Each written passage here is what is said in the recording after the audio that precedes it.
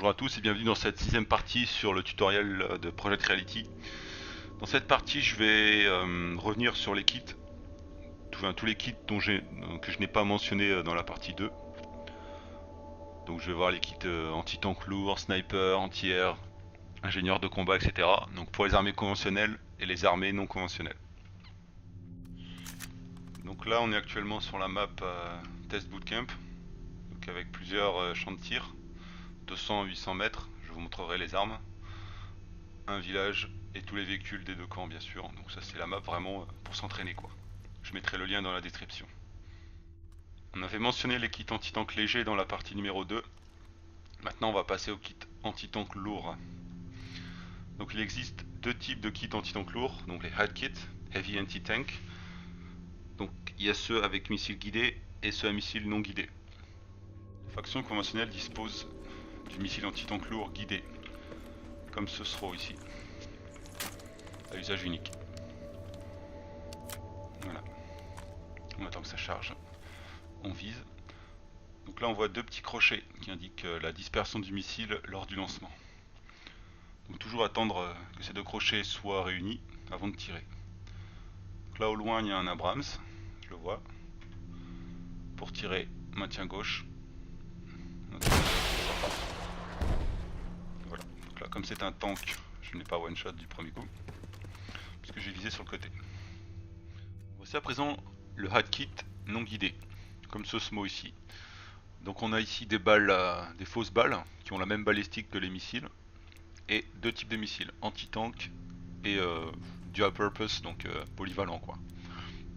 Donc là je vais vous montrer ça, qui est propre à ce SMO. Ça sert à peu près à évaluer la distance d'une cible si on n'est pas squad leader. Donc ça je peux tirer. Trop loin, enfin, trop près. Un petit peu plus loin. Voilà. Je sais, je switch sur le missile anti-tank, je ne bouge pas la souris. Comme il est non guidé. Hop. Et voilà, tout simplement. On peut aussi utiliser le bus en appuyant sur C. Voilà, quand la cible est proche. Voilà. Là, même principe. Hein. Là, ça donne une cible plus proche, genre là, par exemple. Voilà. Voici le kit Marksman, qui est le tir de précision à moyenne portée. Contrairement au sniper, son fusil ne dispose que d'un seul niveau de zoom et est très utile pour engager les cibles de moyenne portée, c'est-à-dire environ inférieur à 400 mètres, comme ici 200 ou 300 mètres. Donc, les fusils de Marksman généralement disposent d'un mode déployé et non déployé. Voilà, comme les AR. Donc là, en bas, on peut voir les petits carrés de précision. Donc on attend un petit peu et on tire. Donc là, c'est du semi-auto. Voilà, je vise la tête. Là, 400 mètres. Toujours pas de... Voilà. Voilà, c'est extrêmement précis. Hein. On a 500 mètres, un peu plus, puisqu'il y a la diagonale. Voilà. Et on peut monter. Là-bas, c'est 700 mètres. On sait que dans BF2 et dans PR, la gravité n'agit qu'au-delà de 600 mètres.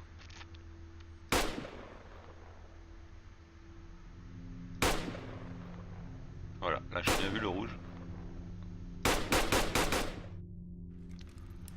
Voici à présent le kit de sniper. Donc, comme je l'ai dit tout à l'heure, le sniper est parfait pour engager les cibles à longue portée. Donc, je dispose évidemment de deux niveaux de zoom, donc avec bouton droit.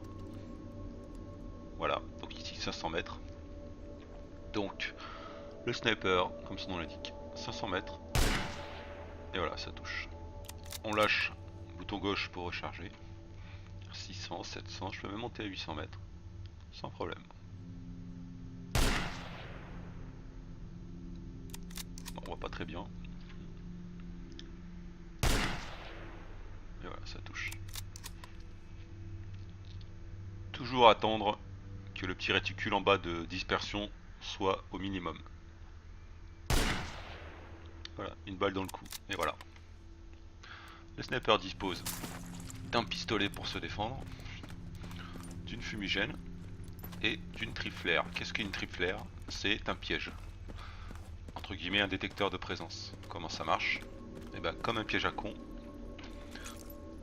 Voilà, on le pose. C'est inoffensif. Ça permet juste de détecter une présence. Et voilà. Donc là il y a un câble. Si je marche sur le câble. Bon, ça marche pas.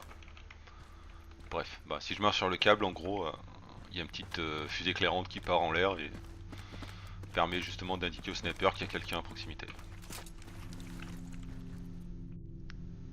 Vient ensuite un kit qui est assez rarement utilisé, qui est le Rifleman AP, donc anti-personnel, qui dispose justement de 2000 Claymore, enfin pour les US,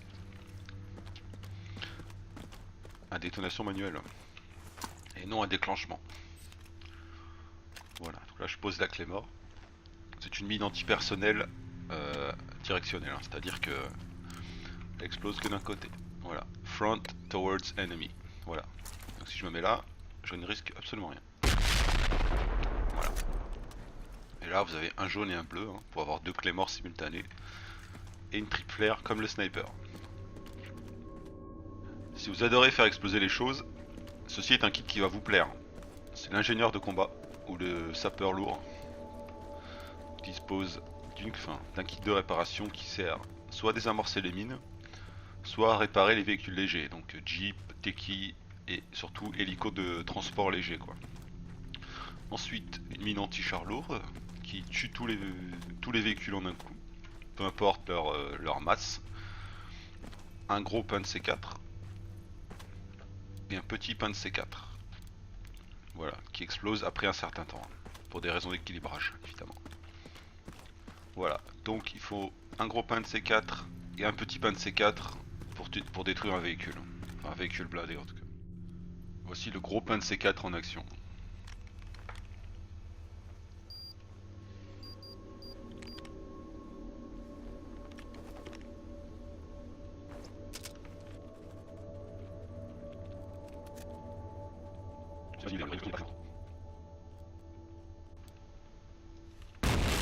Voilà, donc à peu près 30 secondes de retard. Et enfin pour finir, si les avions vous embêtent, vous avez le kit anti-aérien, ici équipé d'un sticker. Donc l'utilisation est assez simple, on vise, on attend la signature thermique, et une fois qu'on a un lock solide, on tire. Voilà, donc là j'ai visé un nuage, je l'aimais pas trop. Voici maintenant un kit anti-tank lourd assez spécial, qui est celui des Russes, avec un RPG-7. Donc là il y a deux types de roquettes, donc les PG-7 VR et PG-7 VL. Ce sont deux roquettes anti-char. Voilà, privilégiez le VR contre les chars lourds et le VL plutôt contre les APC quoi. Voilà. Donc qu'est-ce qui les différencie, enfin qu'est-ce qui les unit? C'est, je vais vous le montrer maintenant, c'est le réticule de visée. Voilà, c'est un peu le bordel. Alors, qu'est-ce que ça veut dire? Donc en haut il y a un plus, une croix. Ça veut dire 50 mètres pour les deux types de têtes. Donc VR et VL. Voilà, R et L. Voilà, donc là on a un réticule commun. Donc en bas il y a un P, d'accord? Le P c'est un R en cyrillique. Donc là si on est en VR, ce que je suis, on a 100, 150 et 200 mètres de portée en bas. On peut voir le 1, le 1,5 et le 2. Voilà. Donc là on a 150 mètres, je tire 150 mètres. Voilà, 150 mètres. Maintenant, voilà, là je vais passer au VL. Voilà. Donc là on va pas utiliser le même réticule. Enfin si. On va utiliser celui qui est à droite. Donc là avec le sort de N là, en haut à droite. Donc là on a 100, 150, 200, 300 mètres.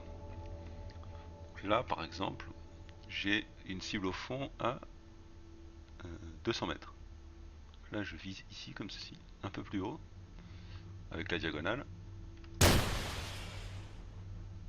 Eh ben non, c'est raté. J'ai visé plus haut.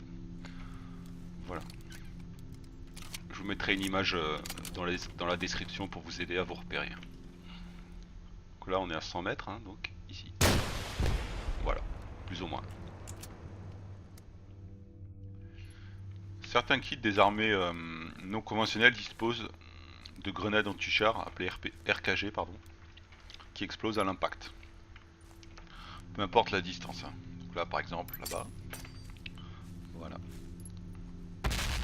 Ou le mur.